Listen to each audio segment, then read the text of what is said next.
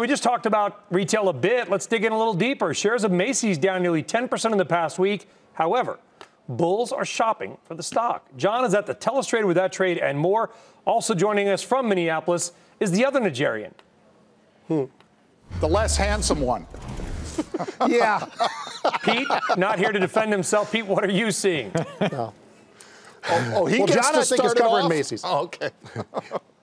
Yeah, I'm going to start it off, Brian. You know, tighten it up, guys. We're going to do it this way. Macy's, as I talked with Steph at the top of the show, Brian, this one had that big fall off that you just spoke to. And now we see people coming in, scrambling, that betting perhaps the back-to-school season really drives this one higher. How do I know that? They're buying September calls. So they bought 10,000 September 40 calls for 57 cents, cheap shot. And they sold a strike above it for like 23 cents. In other words, they've got right around 30 cents on the table here, Brian, to control a $40 stock. If you believe in this one at all, this is a cheap shot. And I'll be in this one at least through Labor Day. Got a second one real quick before Pete, and that is TELL. This one's a liquefied natural gas play.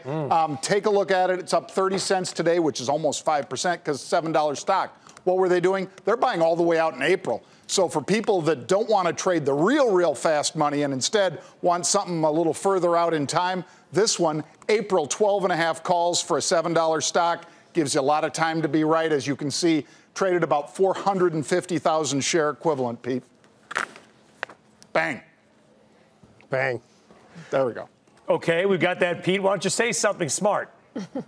All right, Brian, here's what I've got for you. DowDuPont. Now, I talked about this name back on August 7th. August 7th, we had buyers of the October 70 calls. 5,500 of those were bought. That was pretty aggressive. By the way, the next day, the CEO actually disclosed buying 29,000 more shares to add to his 300+ thousand shares he already owned. So those are two very positive things to see. And now today, we're seeing the October 72.5 calls.